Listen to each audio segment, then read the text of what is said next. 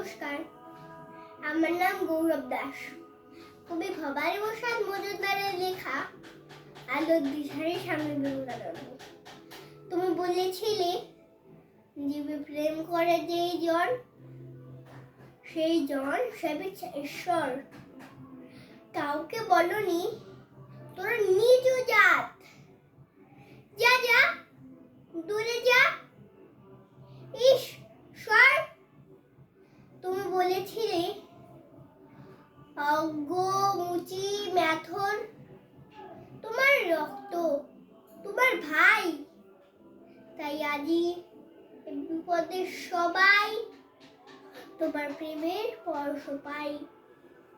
তুমি বলেছিলে, আলো নিয়ে এসো, সকলের কাছে আলো নিয়ে চলো।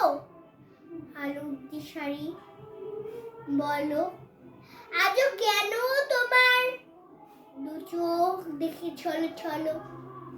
তুমি বলেছিলে, টাকাতে কিছুই হয় না, নামেও না যশেও নয়, বিদ্যাতেও কিছু হয় না, শুধু ভালোবাসাতেই সবই হয়।